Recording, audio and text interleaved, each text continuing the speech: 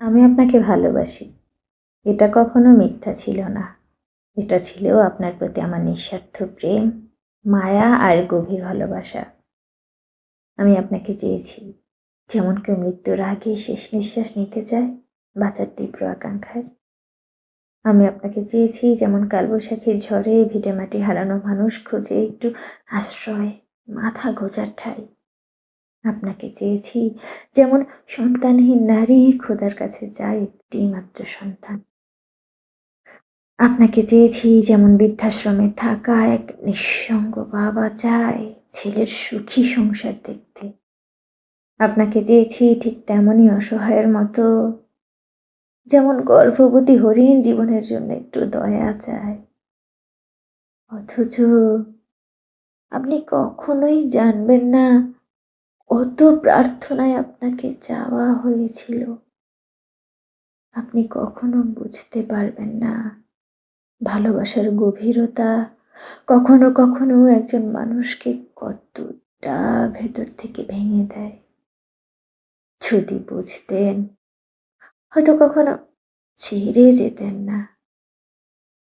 আপনি কি কখনো ভেবেছিলেন আপনার অভাবে কেউ একজন মন খারাপ করে নিঃসঙ্গ রাতে চুপচাপ বসে থাকে?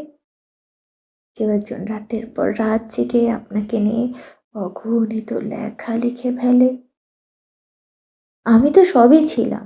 একটি সুন্দর মন, আপনাকে হারানোর ভয়, আপনাকে পাওয়ার আশায় বেঁচে থাকা এক প্রাণ।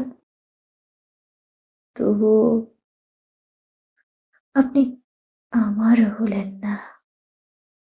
কি এমন ক্ষতি হতো আপনি যদি আমার হতেন? সূর্যকে আলো দিতে ভুলে যেত? নাকি আকাশ নক্ষত্র হারাতো? পাহাড় কি তার বুকের ঝর্ণা বন্ধ করে দিত? কি এমন ক্ষতি হতো যার জন্য আপনি আমার হলেন না? এই ক্ষণস্থায়ী জীবনে আপনাকে পেলে আমাদের কারোরই তো কিছু হারানোর ছিল না, তাই না? আক্ষেপ আর অপেক্ষা এখনো আমাকে ভাবায়, কি থেকে কি হয়ে গেল। আমি জানি আপনি ভালো আছেন, কিন্তু আমি কেন পারছি না ভালো থাকতে? আপনার অভাবে আমি নিজেই যেন অপরিচিত হয়ে গেছি। আপনি যাওয়ার সময় বলেছিলেন, ভুলে যাও আমাকে।